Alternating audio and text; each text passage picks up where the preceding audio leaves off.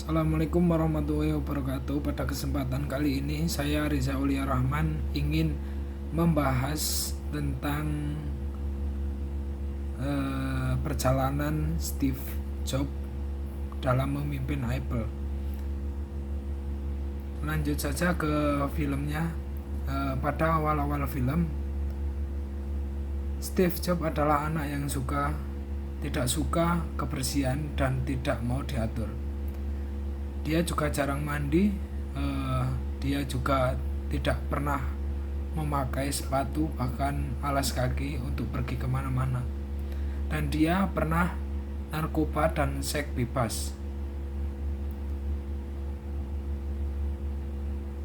Kemudian pada perjalanannya setelah dia merasa tidak punya tujuan hidup, akhirnya dia ketemu dengan teman, dan ada salah satu teman yang mengajak dia pergi ke India untuk mencari jati diri. Setelah di India, dia menemukan biksu, dan si biksu bilang bahwa kesederhanaan akan melepaskan kita dari dunia yang rumit. Dan si Steve memikirkan perkataan dari biksu itu. Singkat cerita, Steve pulang dan sudah berhenti dari hal-hal negatif. Kemudian ia juga berhenti kuliah dan memilih bekerja di perusahaan karena tidak ada yang di perusahaan tersebut. Dia mengalami kendala, yaitu rekan kerja tidak cocok apa yang dipikirkan oleh si Steve. Tapi pimpinan perusahaan memberikan kesempatan kepada si Steve untuk membuat game yang sesuai dengan pikiran dia. Akhirnya si Steve berhasil dan sukses membuat game, yaitu game dengan berwarna, dan oleh pimpinan perusahaan tersebut si Steve dikasih bonus sama pimpinan perusahaan. Setelah pulang dari perusahaan, kemudian si Steve melihat komputer dari TV yang disambung-sambung oleh kabel. Kemudian si Steve mempunyai ide untuk mencari investor. Pada saat kesempatan dia presentasi untuk mencari investor, dia gagal karena tidak ada satupun yang tertarik pada si Steve. Namun saat perjalanan pulang, si Steve ada yang menghampirinya, yaitu ada salah satu penghuni toko. Dia bilang, saya ingin mencoba menjual komputer yang Anda bikin. Kemudian si Steve memberikan secara mungkin ya deal-dealan gitu. Kemudian si Steve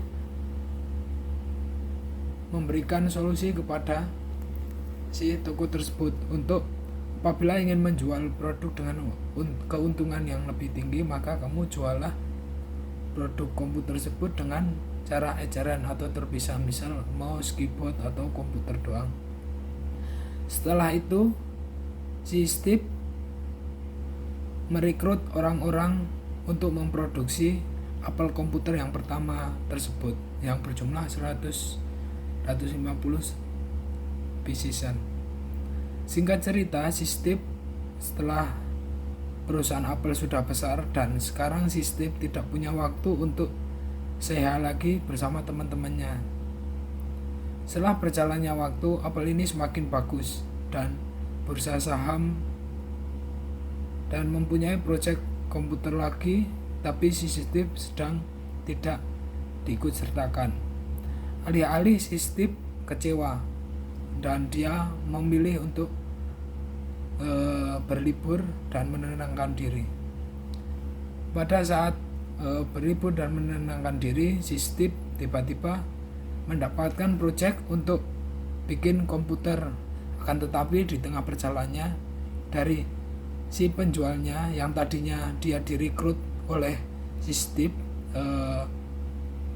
marketingnya, dia malah menaikkan harga tanpa sepengetahuan sistem. Akhirnya penjualannya tidak sesuai omset target akhirnya dan merasakan kerugian.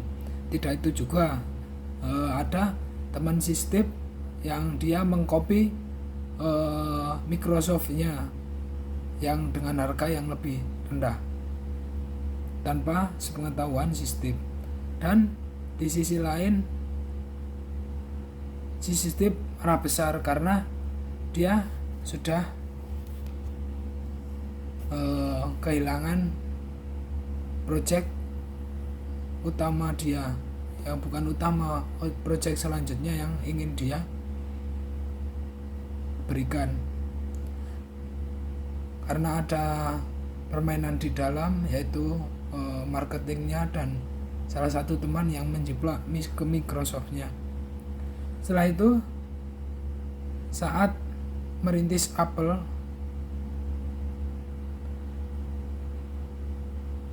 sahabat yang saat pertama merintis Apple tersebut pamitan kepada si Steve yang lagi asik-asik sibuk-sibuknya mikir produk sini situ. Kata si Steve tanya kepada temannya, kenapa kok keluar? Karena sudah nggak asik lagi di sini, dan kamu sendiri sudah sibuk dengan produk-produk yang kamu lagi, bahkan kamu tidak pernah say hi lagi kepada saya. Pada saat itu juga si Steve ditendang karena penyebab ruginya Apple saat bikin komputer Macintosh yang tidak laku tersebut. Waktu terus berlalu dan si Steve mulai kehidupan baru bersama anak dan istrinya, dan dia membangun komputer baru bernama NeXT. Berbanding terbalik, NeXT semakin menaik dan Apple yang saat itu menendang si Steve malah dia jatuh turun. Bahkan sahamnya menelan keturunan yang sangat banyak.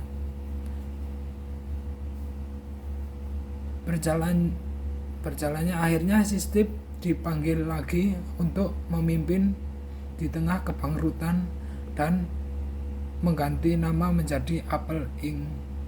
Corporation. Sekian yang dapat saya sampaikan, semoga dapat bermanfaat. Terima kasih. Wassalamualaikum warahmatullahi wabarakatuh. Sebelum saya tutup pada kesempatan kali ini, sedikit saya ingin menambahkan 3 yang dapat dipetik dari gaya Steve Jobs dalam memimpin Apple. Manajemen apa saja yang dapat kalian petik? Menurut saya, yang pertama yaitu dia pintar dalam mencari investor.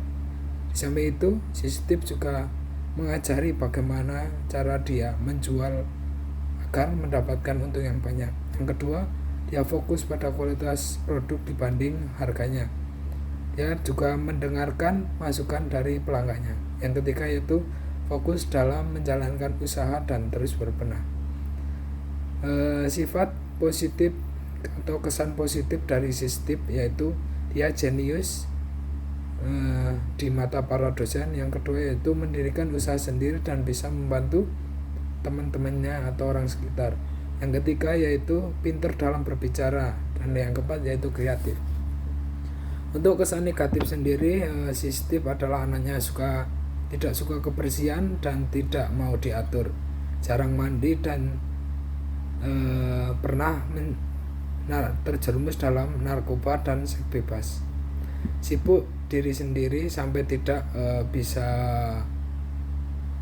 bertemu dengan teman atau keluarganya. Sekian, terima kasih.